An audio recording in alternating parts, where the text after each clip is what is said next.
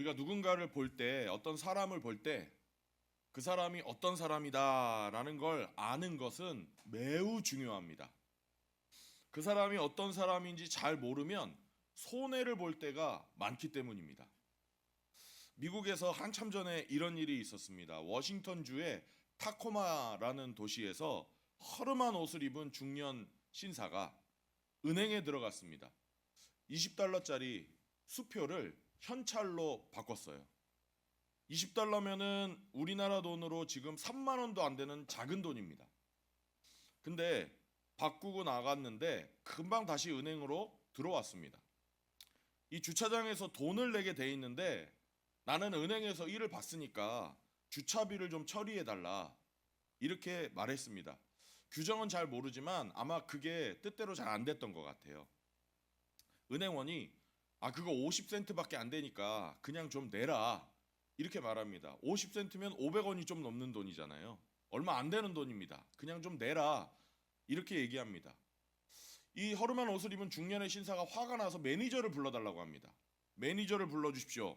매니저가 또 나왔는데 이거 안 됩니다. 규정상 안 됩니다. 이렇게 얘기하니까 이 사람이 더 화가 났습니다. 그러더니 뭐라고 했냐면 나는 앞으로 이제는 2번 다시 이 은행과는 거래 안 할 거다. 지금 당장 내가 예금한 돈 다 꺼내놔라. 캐시아웃 해달라. 옆에 있는 은행 가서 예금할 거다. 이렇게 얘기합니다.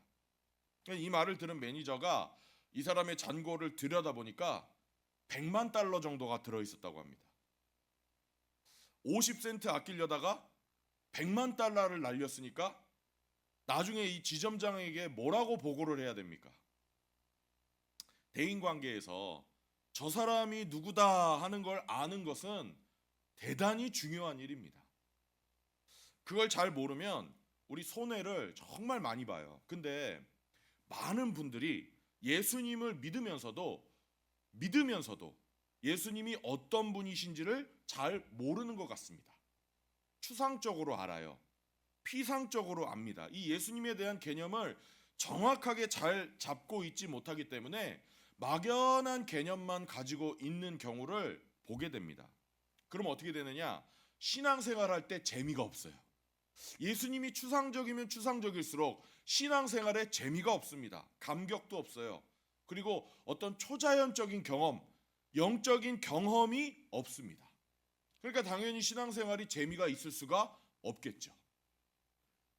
여러분이 알고 계시는 예수님은 어떤 분이십니까? 성경은 예수님에 대해서 한마디로 이분은 충격적인 분이다 이렇게 얘기를 합니다. 어떤 분이시라고요? 충격적인 분.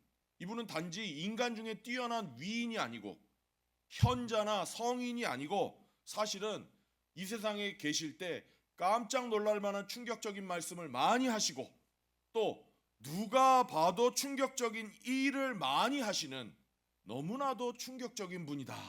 이렇게 성경이 우리에게 말씀합니다. 그래서 저는 다른 거 다 기억 못 하셔도요. 오늘 이 말씀을 통해서 우리 모두 다, 이 자리에 계신 분들 모두 다 예수님에 대해서 이 신선한 충격을 한번 느껴보는 그런 시간이 되기를 간절히 소원합니다.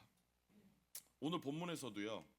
예수님이 충격적인 말씀을 많이 하시는데 사실은 이 이전에도 요한복음에서 보면 예수님은 이상하게 들리는 말씀을 여러 번 많이 하셨습니다. 자신의 사명을 얘기하시면서 나는 하나님으로부터 이 세상으로 왔다. 이런 얘기를 하셨어요. 그러면서 나는 내 마음대로 온 게 아니라 아버지가 보내서 온 것이다. 이렇게 얘기하십니다. 이거 참 이상한 소리 아닙니까? 또 유대인들에게는 뭐라고 얘기하셨냐면 너희는 아브라함의 후손이 아니라 누구의 자식들이다? 마귀의 자식들이다. 이런 예수님의 이야기를 듣고 도무지 이해할 수 없었던 유대인들이 48절에서 이렇게 반응합니다. 48절 한번 읽겠습니다. 시작. 유대 사람들이 예수께 말하였다. 우리가 당신을 사마리아 사람이라고도 하고 귀신 들렸다고도 하는데 말이 옳지 않소? 예수님이 말도 안 되는 얘기를 하시니까 이렇게 반응한 거예요. 우리는 당신을 사마리아 사람이라고 하고 귀신 들린 사람이라고 말한다. 그 말이 맞지 않느냐? 왜 갑자기 사마리아인 얘기를 하냐면요. 제가 요한복음 4장에서 사마리아 여인에 대해서 설교하면서 사마리아가 어떤 지역인지 대충은 아마 말씀드렸고 기억하시는 분이 계실 겁니다. 이 솔로몬이라는 왕이 죽은 다음에 이스라엘은 남쪽과 북쪽으로 분단되는 서러움을 겪었습니다. 지금 우리나라가 남과 북으로 나뉜 것처럼 남과 북으로 나뉘어졌어요. 정통 왕조인 다윗이 속한 유다 지파와 베냐민 지파, 이 두 지파만 남쪽에 유다라는 나라를 세웠고요. 나머지 12지파는 북쪽으로 올라가서 이스라엘이라는 나라를 세웁니다. 북이스라엘은 자기네들이 10개의 지파이기 때문에, 다수이기 때문에 자기들한테 정통성이 있다고 주장했고요. 그렇기 때문에 나라 이름도 뭘로 했어요? 이스라엘이라고 한 겁니다. 이 북이스라엘 사람들은요, 정치적으로만 견해를 다르게 한 게 아니라 종교적으로도 자기들만의 독특한 길을 갑니다. 시간이 지나면서 남과 북에는 점점 더 깊은 골이 생겼고, 예수님 당시가 되었을 때는 이 적대감이 극에 달했어요. 우리 남과 북도 지금 우리 한민족도 점점 그렇게 되고 있잖아요. 근데 이 북이스라엘 사람들이 자기들이 정통이라고 생각한 이유가 또 있었습니다. 그게 뭐냐면 우리 믿음의 조상 아브라함, 이삭, 야곱, 이분들이 하나님께 제사를 지낸 곳, 제단을 만들었던 곳, 그게 다 이 북쪽 땅에 있다. 실제로 북쪽에 있거든요. 이 정통을 자처하는 북이스라엘 사람들은요, 구약 성경도 39권을 쓰는 게 아니라 맨 앞에 있는 5개만 인정했습니다. 맨 앞에 있는 5개가 뭐죠? 창세기, 출애굽기, 레위기, 민수기, 신명기, 다시 말하면 모세가 쓴 모세 오경만 성경이라고 인정한 겁니다. 그러니까 남쪽에 있는 유다 사람들이 볼 때는 북이스라엘 사람들은 하나님이 세우신 다윗 왕도 무시하는 거예요. 그렇죠? 다윗 왕은 모세 오경에는 없거든요. 그리고 또 누구를 무시하는 거냐면 선지자들도 무시하는 거예요. 구약 성경에는 선지자들이 쓴 책도 많거든요. 그래서 이 사람들을 이단이라고 정죄하고 손가락질했습니다. 저 사람들은 하나님을 이상하게 섬기는 사람들이야. 그래서 여기 48절에 이런 말이 나오는 거예요. 우리가 예수 당신을 사마리아 사람이라고도 하고 귀신 들렸다고도 하는데 그 말이 옳은 말 아니냐? 귀신 들렸다는 것은 한마디로 정상적인 사람이에요? 미친 사람이에요? 미친 사람이라는 거죠. 예수님이 이 말을 들으시고요, 충격적인 이야기를 3가지를 하십니다. 예수님의 충격적인 말씀 첫 번째는 뭐냐? 나의 말을 지키는 사람은 영원히 죽음을 겪지 않을 것이다 라는 말씀입니다. 내 말을 지키는 사람은 영원히 죽지 않을 것이다. 51절 한번 읽어보겠습니다. 51절 시작. 내가 진정으로 진정으로 너희에게 말한다. 나의 말을 지키는 사람은 영원히 죽음을 겪지 않을 것이다. 이 예수님이 하신 첫 번째 충격적인 말씀이에요. 근데 여러분 이 말씀을 들었을 때 충격을 받으세요? 충격을 별로 느끼지 않으세요? 별로 안 느끼시죠? 처음에는 충격을 받으세요? 이거 왜 우리가 충격 안 느끼는지 아세요? 우리는요, 예수님을 통해서 구원받고 예수님 영접한 사람은 영생을 얻는다는 사실에 익숙해져 있기 때문에 그래요. 여러분 이걸 다 믿으시죠? 그래서 별로 충격적으로 들리지가 않는 거예요. 근데 만약에 여러분이 2000년 전에 예수님하고 유대인하고 지금 대화하는 그 현장에 있는 사람 중에 한 사람으로 껴있다고 한번 생각해 보세요. 그리고 예수라는 사람이 이런 이야기를 하는 걸 처음 들으신 거예요. 이거 정말 충격 아닙니까? 내 말을 지키는 사람은 뭐라고 했어요? 영원히 죽지 않을 것이다. 세상에 이런 말하는 사람이 없잖아요. 누가 이런 말을 해요? 유교를 창시한 공자님이 내 말을 지키는 사람은 영원히 죽지 않을 것이다. 죽음을 겪지 않을 것이다. 상상이 되세요? 공자님은 도덕가잖아요. 불교를 창시한 석가모니가 내 말을 지키는 사람은 영원히 죽지 않을 것이다. 상상이 되세요? 석가모니는 철학가잖아요.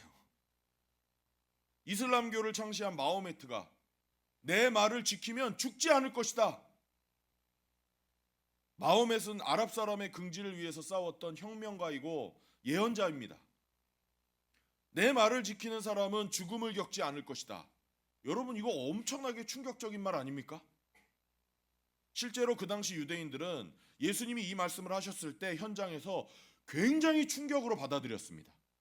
그리고 어이가 없어서 이렇게 얘기합니다. 아니, 당신 얘기를 들으면 지금 죽음을 겪지 않는다고 말하는데, 그러면 우리 조상 아브라함도 죽었고 수많은 예언자들도 다 죽었는데, 그러면은 당신이 아브라함보다도 위대하고 그 수많은 예언자들보다 더 위대하다는 말이냐? 이렇게 따져 묻습니다. 예수님의 충격적인 말씀 둘째로, 아브라함은 나의 날 볼 것을 기대하고 즐거워했다라는 말씀입니다. 아브라함은 나의 날을 볼 것을 기대하고 즐거워했다. 56절 한번 읽겠습니다. 56절 시작. 너희의 조상 아브라함은 나의 날을 보리라고 기대하며 즐거워하였고 마침내 보고 기뻐하였다. 이게 무슨 뜻이냐면요, 아브라함은 내가 이 세상에 올 것을 기대했다, 기다렸다, 그리고 미리 기뻐했다, 이런 뜻이에요. 여러분, 이 말씀도 우리에게는 별로 충격이에요? 충격이 아니에요. 충격적이지 않아요. 왜 그래요? 우리는 구약의 주인공이 이미 예수님이라는 사실을 알고 있거든요. 또 아브라함이 나중에 자기 자신으로 오실 그리스도에 대한 소망으로 살았다는 사실도 여러 번 들어서 알고 있거든요. 이미 알고 있기 때문에 그런가 보다 하고 별로 충격으로 느끼지 않는 겁니다. 근데 유대인들이 이 말을 들었을 때는 얼마나 큰 충격을 받았겠어요. 유대인의 자부심이 뭐예요? 우리는 누구의 후손이다? 아브라함의 후손이다. 이게 자부심이잖아요. 긍지잖아요. 근데 지금 예수라는 사람이 누구예요? 몇 살? 여기 중에 누구랑 동갑이라고요? 권영중 형제랑 동갑이라니까요. 저런 젊은 청년이 직업이 뭐예요? 목수예요, 목수. 이 사람 서울에서 자랐어요? 시골에서 자랐어요? 우리 시골에서 자란 분들 서울에서 50년을 사셔도 맨날 자기를 뭐라고 불러요? 이해가 안 가요. 저는 촌놈이라고 불러요. 왜 그러신지 모르겠어요. 촌놈 아닌데 서울에서 50년을 사셨는데. 근데 이 예수라는 젊은 청년은요, 시골에서 자랐어요. 30살 때 전국을 돌아다니면서 활동해요. 혁명적인 말을 하면서 갑자기 사람들에게 인기를 얻은, 요즘 말로 하면요, 머리에 피도 안 마른 젊은이에요.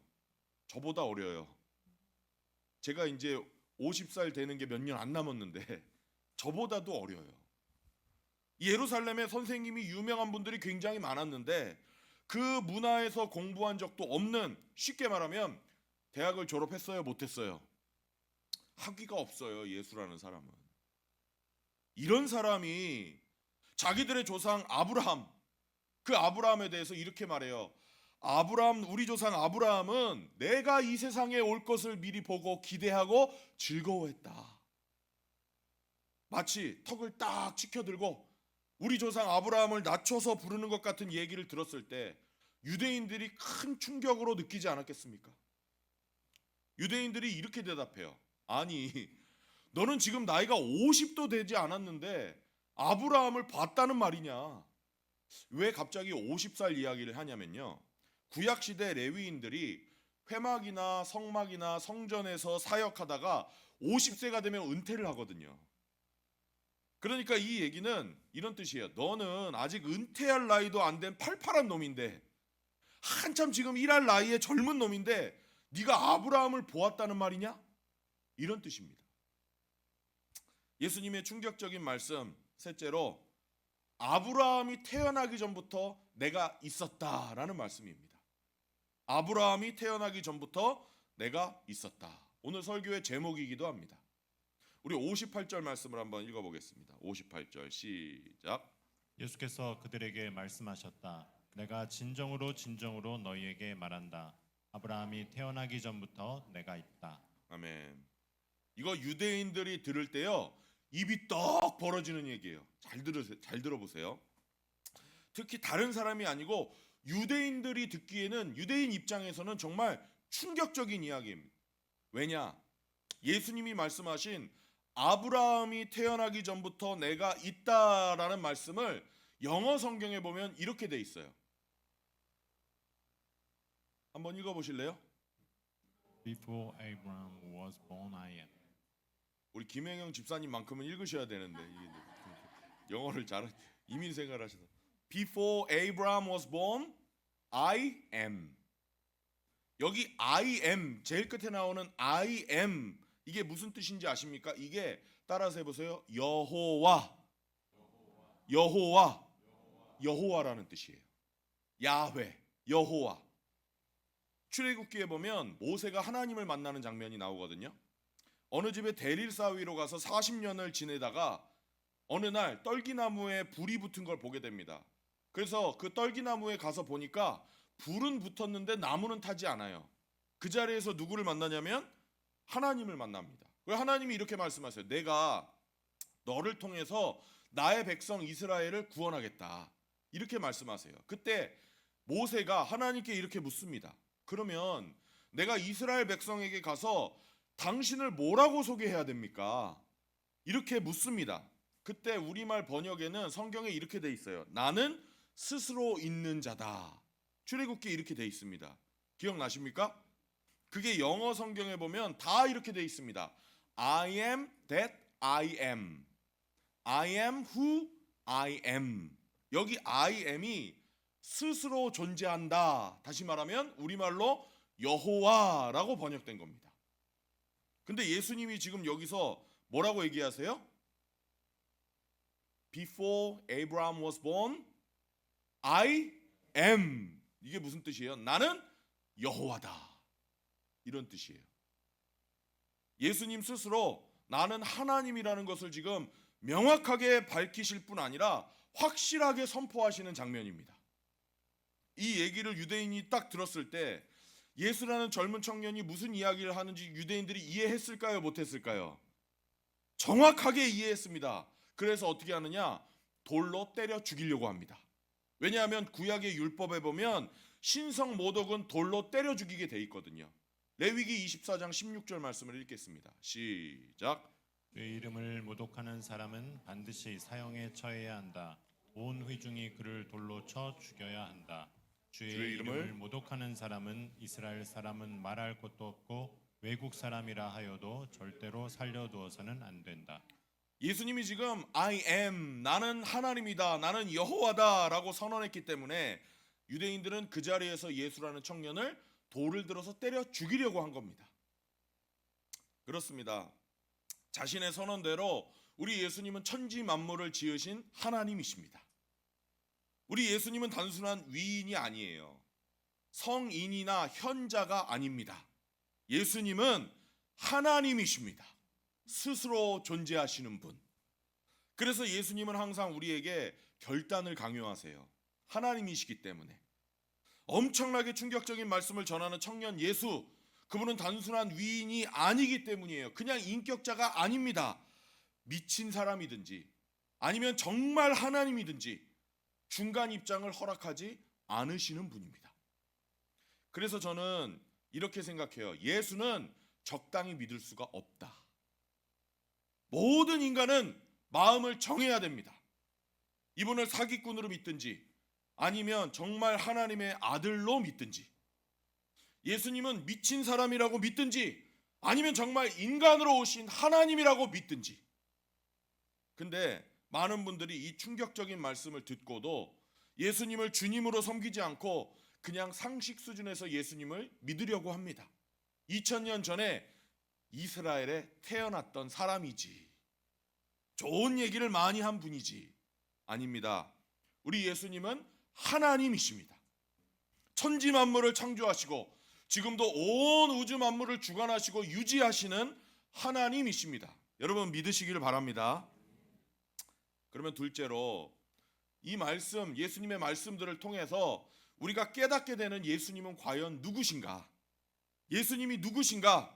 저는 세 가지를 좀 발견할 수 있다고 생각합니다. 첫째는 예수님은 말 그대로 충격적인 분이라는 거죠. 따라서 해보겠습니다. 충격적인 분. 그렇잖아요? 예수님이 만약에 말씀하신 게 사실이라면 이게 정말 굉장한 거 아닙니까? 그렇죠. 그런데 예수 믿고 세월이 지나다 보면 이 신선함과 충격이 점점 강해집니까? 약해지다가 없어집니까? 마음속에 감격과 감탄과 경의가 점점 사라지는 걸 느끼게 되지 않으십니까? 제가 그래요, 제가 목사지만 정말 정직하게 고백하는 거예요. 그래서 처음 느꼈던 그 신선한 충격과 그 감탄으로 한번 돌아가 보자 애를 써봅니다. 내가 예수 믿는다고 하면서 실제로는 안 믿는 거 아닌가? 이렇게 느낄 때가 많다는 거죠. 제가 예를 들어 볼게요. 예수님이 마태복음 28장 18절에서 이런 얘기를 하셨어요. 한번 읽어보겠습니다. 다 같이 시작. 예수께서 다가와서 그들에게 말씀하셨다. 나는 하늘과 땅의 모든 권세를 받았다. 다시 여러분, 나는 하늘과 땅에 뭘 받아요? 여러분 이 말씀 믿으십니까? 믿으세요? 정말 이 말씀 믿는다면 우리 예수님에 대한 태도가 달라져야 되는 거 아닙니까? 모든 권세가 누구에게? 예수님에게 있다면요. 요한복음 14장 13절 14절에 보면 예수님이 이런 말씀도 하셨는데요. 이 말씀을 여러분 한번 액면 그대로 받아들여 보세요. 읽겠습니다. 시작. 너희가 내 이름으로 구하는 것은 내가 무엇이든지 다 이루어 주겠다. 이것은 아들로 말미암아 아버지께서 영광을 받으시게 하려는 것이다. 너희가 무엇이든지 내 이름으로 구하면 내가 다 이루어 주겠다. 아멘. 엄청난 약속 아닙니까? 우리 내일부터 5일 동안 111 기도해야 할 때 이렇게 기도하기 원합니다. 근데 제가 기도하면서 가만히 보니까 이렇게 안 믿는 것 같은 느낌이 들 때가 있는 거예요. 다른 사람이 아니라 제가 저를 볼 때. 여러분 어떠세요? 특별히 안 믿는 분들의 구원을 위해서 기도할 때 제 마음 한구석에 그래도 자기 마음은 자기가 알아서 하는 건데 다른 누가 아무리 내가 전해도 자기가 거부하면 어쩔 수 없는 거 아닌가? 다른 누가 마음대로 할 수 있나? 이런 생각이 제 마음속에 절망 비슷한 게 있는 것을 제가 발견한다는 거예요. 왜 그래요? 예수님을 보는 게 아니라 저를 보는 거죠. 예수님이 얼마나 충격적인 분인지 잊어버리는 거죠. 정말 우리 예수님이 하늘과 땅의 모든 권세를 가진 분이라면 사람 마음 하나 바꾸는 거 이거 아무것도 아니지 않습니까? 실제 성경에 보면 사람의 마음을 바꾸는 예가 얼마나 많이 나옵니까? 그 중에 하나만 예를 들어볼까요? 유다가 망해서 바벨론의 포로로 끌려갔습니다. 유다의 백성들이. 근데 그 일이 생기기 전에 하나님은 이미 예언자를 통해서 예언을 하셨어요. 앞으로 너희 나라가 망하고 포로로 너희가 잡혀가겠지만 너희는 그래도 내가 선택한 백성이기 때문에 씨를 말려버리지는 않을 거다. 너희가 거기 가면 포로로 끌려가면 70년을 있다가 반드시 이 땅으로 다시 돌아오게 될 거다. 이렇게 예언을 하셨어요. 근데 보통 상식적으로 여러분 생각해 보세요. 나라가 망해서 사람들이 포로로 잡혀가면 나라가 거기서 끝납니까? 아니면 70년 후에 돌아올 수 있습니까? 거의 나라가 끝난다고 봐야죠. 역사를 한번 보십시오. 근데 바벨론의 포로로 끌려간 지 70년이 지난 뒤에 하나님이 고레스라는 황제의 마음을 움직이십니다. 정확히 70년이 지난 뒤에 이 황제가 이스라엘 백성에게 이렇게 명령해요. 너희들 고향으로 돌아가라. 그리고 너희들의 신께 나를 위해서 제사를 지내라. 이게 말이 됩니까? 하나님이 누구의 마음을? 황제의 마음을 움직이신 거예요. 우리 주님이 하늘과 땅의 권세를 다 가지고 계신 분이라면 우리가 그분의 이름으로 기도하는 것이 반드시 이루어진다는 것을 믿으시기를 바랍니다. 사람의 마음도 바꾸실 수 있는 분. 이것이 예수님의 능력입니다. 저요, 이거 믿고 살아보려고 해요. 모든 기도의 순간에, 모든 생각의 순간에 하나님이 이렇게 하실 수 있다는 것 저는 믿고 살아보려고요. 예수님이 충격적인 분이라는 것을 저는 잊지 않으려고 노력하려고 합니다. 그런데도 어떤 분을 위해서 기도할 때요, 제가 정직하게 특히 어떤 생업이나 직장 문제, 경제적인 어려움을 겪는 분들의 가정을 위해서 기도할 때 어떨 땐 저도 모르게 좀 원망이 나올 때가 있어요. 하나님, 지금 저 가정이 어려운데 빨리 기도에 응답해 주셔야지 지금 이 문제가 풀릴 텐데요. 어떤 때는 하나님께 제가 이렇게 기도하고 있는 걸 발견해요. 하나님, 이대로 두시면은 저 가정 큰일 납니다. 하나님, 저 사람 마음이 얼마나 힘들겠습니까? 얼마나 지금 저 가정의 가족들의 마음이 답답하겠습니까? 근데 제가 설교를 준비하면서 가만히 생각해 보니까 이게 잘못된 기도 같더라고요. 이런 기도의 배경에는 뭐가 있어요? 지금 하나님이 그 가정에 무관심하기 때문에 내가 어떻게 해서든지 하나님을 설득해서 그분의 관심과 동정을 끌어내야 된다. 이런 전제를 가지고 제가 기도하는 거잖아요. 맞습니까? 근데 가만히 생각해 보면 목사가 그 가정을 위해서 해준 게 아무것도 없어요. 그리고 앞으로도 해줄 수 있는 게 없어요. 그냥 할 수 있는 게 뭐밖에 없어요? 기도밖에 없어요. 근데 하나님은 그 사람을 사랑하셔서, 하나님은 그 가정을 사랑하셔서 하나밖에 없는 아들을 이 세상에 보내셔서 희생시키지 않으셨습니까? 그 가정에 대한 저의 사랑이라는 게 하나님의 사랑에 비하면 정말 아무것도 아니잖아요. 왜 내가 하나님을 설득하고, 왜 하나님의 동정심을 불러일으켜서 그 가정에 하나님의 복이 임하도록 해야 된다고 착각을 하느냐?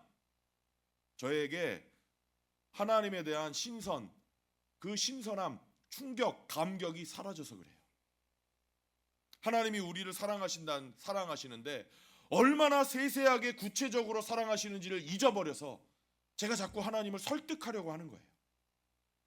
저는 올해 다시 말씀에 집중하면서 말씀이 알려주는 하나님, 말씀이 저에게 가르쳐주는 예수님, 있는 그대로 믿어보려고 애를 쓰겠습니다. 그 신선한 충격 안에서 살아보고 싶어요. 여러분도 그런 은혜가 있으시기를 바랍니다. 그런 면에서 우리 절대로 잊어버리면 안 되는 게 있습니다. 그게 뭐냐? 우리 예수님, 우리 하나님은 나를 사랑하신다. 따라서 해보십시오. 나를 사랑하신다. 이거 잊으시면 안 돼요. 우리 하나님이 나를 사랑하시는 건, 예수님이 나를 사랑하시는 건요, 추상적인 사랑이 아니에요. 십자가가 그 사랑을 증명하고 있습니다. 무슨 일이 있더라도 하나님이 나를 가장 잘 아시고 가장 사랑하신다는 것을 여러분 잊지 마시기를 바랍니다. 두 번째 잊어서는 안 되는 것, 우리 하나님은 전능하시다. 하나 따라서 해보십시오. 하나님은 전능하시다.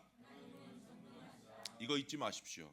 우리 하나님은 뭐든지 하실 수 있는 분이십니다. 온 세상을 만드셨고 장차 언젠가는 이 역사를 끝내실 분이고, 그 사이에 왕을 세우기도 하시고 왕을 패하기도 하시는 분, 나라를 흥하기도 하시고 나라를 망하기도 하시는 분, 그런 큰 일만 하시는 게 아니라 나의 머리털이 몇 개인지 세세하게 세기도 하시는 분, 참새 하나도 허락 없이는 땅에 떨어뜨리지 않으시는 분, 그야말로 온 우주를 지배하시는 하나님. 여러분 이거 잊지 마시기를 바랍니다. 그럼 의문이 생기죠.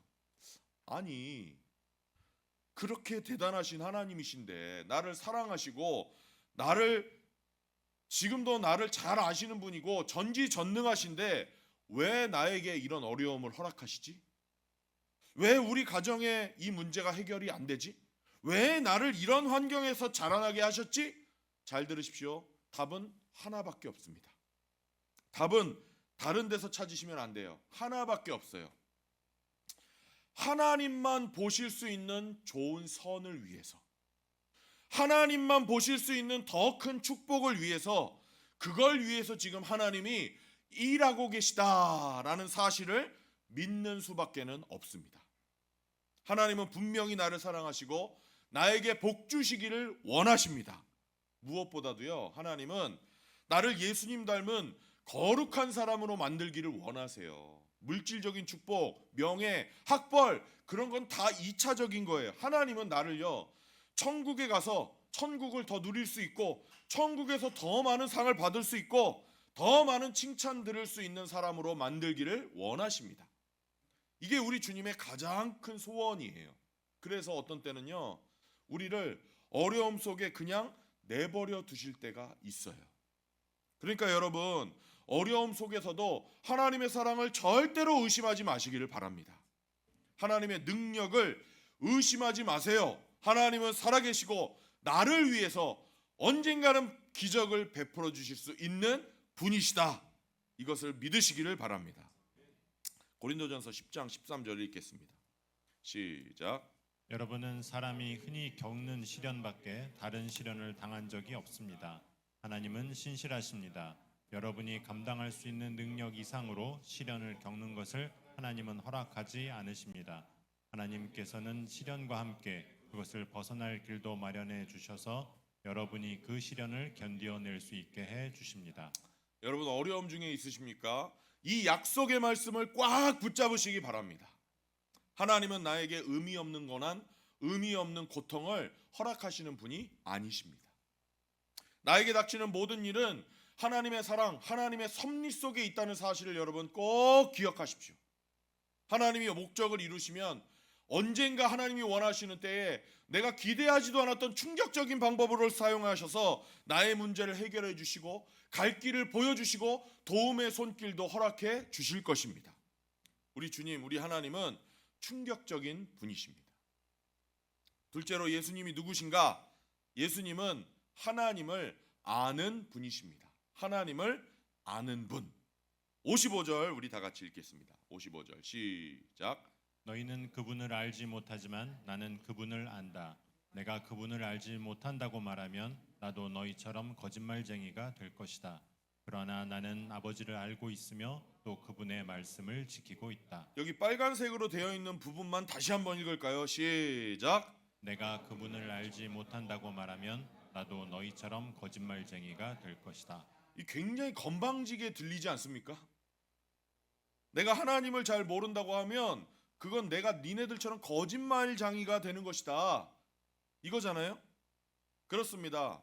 그래서 하나님을 찾고 계신 분, 진짜 인생의 참된 도가 어디에 있는지 찾고 계신 분은 자꾸 다른 데서 기웃거리면서 에너지 낭비하지 마시고 예수님께 오십시오. 하나님을 잘 아는 예수님에게만 배울 수 있거든요. 내가 어떤 대학교에 들어가고 싶으면 그럴 능력이 있는 사람에게 과외를 받아야 되잖아요. 근데 나랑 똑같이 그 대학에 못 들어가서 삼수, 사수하고 있는 사람한테 배우면 돼요, 안 돼요? 우리 예수님은 하나님을 잘 아시는 분이에요. 하나님을 배우려면 예수님께 배워야 돼요. 그래서 우리가 성경 공부하는 거예요. 성경 공부 안 하고 우리가 어떻게 하나님을 알겠어요? 신학을 공부하자는 게 아닙니다. 예수님에 대해서 배우고 하나님에 대해서 배우자는 거예요. 신약 성경을 딱 펴면요, 제일 처음에 마태, 마가, 누가, 요한, 복음서가 나오잖아요. 이 복음서는 누구에 대한 이야기예요? 예수님에 대한 이야기입니다. 너무 잘 아시네요. 우리는 거기서 예수님을 배우고 하나님을 배워요. 그 다음에 로마서부터 나오는 뒤에 이야기들은 편지예요, 편지. 그쵸? 우리 이 편지들을 통해서도 예수님을 배우고 하나님을 배워요. 이 편지들은 예수님을 직접 모시고 다니면서 예수님의 삶과 가르침을 배웠던 분들이 예수님이 승천하신 다음에 실생활에서 그 예수님의 가르침을 어떻게 적용했는지를 기록해 놓은 게 그 뒤에 나오는 편지들입니다. 그래서 교회에서 문제가 생길 때마다 우리 예수님이라면 이렇게 하셨을 거다, 하나님의 뜻은 이런 거다 하고 편지를 써놓은 것들입니다. 구약 성경도 마찬가지예요. 구약 성경의 주인공도 예수님이에요. 창세기 1장 1절부터 요한계시록 마지막 절까지 성경의 주인공은 다른 분이 아니라 우리 예수님입니다. 우리 성도님들 2025년 한 해 우리 예수님을 많이 배우기를 원합니다. 계속해서 정말 많이 예수님을 배우기를 원합니다. 그러려면 주일날 예배 한번 드리는 걸로는 부족합니다. 우리가 말씀을 배우고 공부할 때 하나님이 얼마나 크신 분인지, 예수님이 얼마나 충격적인 말씀을 하시고 충격적인 일을 행하시는 분인지 깨달을 수 있거든요. 그렇게 말씀을 통해서 예수님을 있는 그대로 볼 때 비로소, 말씀 그대로 볼 때 비로소 우리는 하나님이 주시는 초자연적인 능력을 체험하면서 살아갈 수 있는 것입니다. 예수님만이 하나님을 아십니다. 마지막으로 예수님이 누구신가? 예수님은 영생을 주시는 분이십니다. 영생을 주시는 분. 다시 51절 한 번 더 읽겠습니다. 시작. 내가 진정으로 진정으로 너희에게 말한다. 나의 말을 지키는 사람은 영원히 죽음을 겪지 않을 것이다. 아멘. 예수님 분명히 이렇게 말씀하셨습니다. 나의 말을 지키는 사람은 영원히 죽지 않을 것이다. 할렐루야. 그럼 어떤 분들은 저한테 이렇게 질문하십니다. 아니 목사님, 우리 죽고 나면 어디로 갑니까?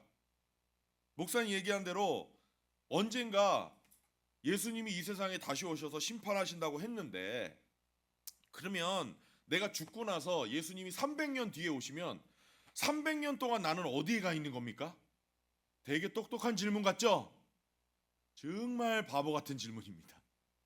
이 질문에 대답하기 위해서 로마 카톨릭에서는 연옥을 만들어냈습니다. 근데 우리 예수님은요, 우리에게 죽음을 겪지 않을 거라고 여기서 분명히 말씀하셨잖아요. 맞습니까? 내가 오늘 죽으면 죽는 그 순간에 죽음이라는 관문을 통과하면서 더 밝고 더 아름답고 더 즐거운 곳으로 간다는 말씀입니다. 저는 예수님의 이 말씀 확실히 믿습니다. 어디 가서 기다리는 거 아닙니다. 300년 동안 어디 가서 대기하는 거 아닙니다. 죽음이라는 관문을 통과하면 정말 내가 소원하는 곳으로 가게 되는 것입니다. 가게 되면 알게 될 겁니다. 아, 내가 이곳을 그리워하면서, 내가 이곳을 바라면서 이때까지 살았었구나. 내가 그리워했던 곳이 바로 이곳이었고, 내가 그리워했던 분이 바로 이분이었구나. 죽는 그 순간에 거기서 우리는 예수님을 만나고 사랑하는 사람을 만나게 될 것입니다. 제가 왜 이렇게 확신하냐고요? 하나님의 시간 개념과 우리 인간의 시간 개념이 완전히 다르거든요. 베드로후서 3장 8절에 보면 베드로가 이렇게 말씀합니다. 주님께는 하루가 1000년 같고 1000년이 하루 같다. 저는 이 말씀을 믿거든요. 우리 생각에는 어떤 사람이 죽고 나서 300년 뒤에 예수님이 오시면 300년 동안은 다른 데 가서 대기해야 된다고 생각하지만, 이게 똑똑한 생각 같지만 죽은 사람 입장에서는요, 눈을 뜨면 300년 지나 있을 겁니다. 그야말로 눈 깜짝할 사이. 하나님의 시간 개념과 우리의 시간 개념이 완전히 다르거든요. 그리고 이거는요, 과학적으로도 증명이 된 이야기예요. 아인슈타인이 발견했잖아요. 그런 얘기 들어보셨어요? 이게 물리적으로는 불가능하지만 이론적으로는 가능한데, 우리가 빛의 속도처럼 빠르게 움직이는 로켓을 타고 우주 멀리 갔다 오면요, 지구에 있는 내 자식들은 살아있을까요? 없을까요? 우리 과학 선생님 계시니까 우리 장로님, 살아있나요? 없어요. 손자들은 할아버지가 돼 있어요. 그거 아세요? 왜 그런지 아세요? 시간이 달라서 그래요. 빛의 속도로 날아가면 하루가 1000년이 하루 같아서 그래요. 로켓 안에서는 1년 지나갔는데 지구에서는 100년이 지나가요. 인터스텔라 영화 보신 분들은 아마 조금 이해가 되실 거예요. 그런 주제로 만든 영화거든요. 못 보셨으면 넷플릭스로 다른 재밌는 것 보지 마시고 그런 것도 좀 보세요. 이게 과학이에요. 타임머신도 이런 원리로 만드는 거예요, 여러분. 빠르게 움직였다 오는 거. 아무튼 예수님 말씀대로 저는 예수님을 믿는 사람은 죽음을 보지 않을 거라고 믿습니다. 죽음이라는 건요, 인간에게 단절이 아니에요. 끝이 아닙니다. 무로 돌아가는 것도 아닙니다. 죽음은 예수님을 믿는 우리에게 더 좋은 삶으로, 이 삶에서 더 좋은 삶으로 옮겨가는 관문이다. 저는 이렇게 확실히 믿습니다. 내가 진정으로 너희에게 말한다. 나의 말을 지키는 사람은 영원히 죽음을 겪지 않을 것이다. 말씀을 마치면서 예수님이 지금 여기서 영생, 천국은 지금부터 맛볼 수 있는 것이다 라는 천국의 현재성을 말씀한다는 사실을 우리는 기억해야 됩니다. 천국은 이 세상 살다가 떠나가는 별개의 세상이 아니라는 겁니다. 예수님을 믿는 순간부터 성도가 예수님의 말씀 안에 거하면, 우리 하나님의 말씀 안에 거하면 지금부터 맛보면서 살아갈 수 있는 게 천국입니다. 천국에서 느끼는 기쁨, 천국에서 느끼는 평화, 천국에서 맛보는 사랑, 이거는 나중에 죽을 때까지 기다릴 필요 없이 지금부터 맛볼 수 있는 축복이라는 겁니다. 어떻게 맛보느냐? 주님의 말씀 안에서 살아갈 때 맛봅니다. 사랑이 없는 이 세상에서 서로 사랑하는 말씀에 순종하면 천국을 맛봅니다. 양보가 없는 이 세상에서 서로 양보를 할 때, 하나님의 양보할 때 나타나는 능력이 우리 가정에 나타나는 줄로 믿습니다. 말씀 안에서 우리 주님이 어떤 분인지 깨닫고 순종할 때 천국을 맛보는 거예요. 우리 주님이 누구십니까? 하늘과 땅의 모든 권세를 가지신 분, 그분의 이름으로 구하면 완벽하게 내 삶에 주시는 분, 나를 위해서 목숨을 바칠 정도로 나를 사랑하시는 분, 그분의 말씀을 절대적으로 받아들이고 절대적으로 믿고 그 말씀 앞에 절대적으로 순종할 때 나중에 맛보게 될 천국이 우리 삶에서 조금씩 누리면서 살아갈 수 있게 된다는 것입니다. 지금 현재 여러분, 그러니 모든 면에서 충격적인 이 예수님을 절대적으로 믿으시기를 바랍니다. 이분을 신뢰하십시오.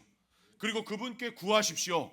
내가 구한 것을 주겠다 약속하신 그분, 그리고 그분이 주시는 것을 받아 누리면서 천국의 즐거움을 맛보면서 살아가는 저와 여러분이 되기를 주님의 이름으로 축원합니다. 다 같이 기도하겠습니다.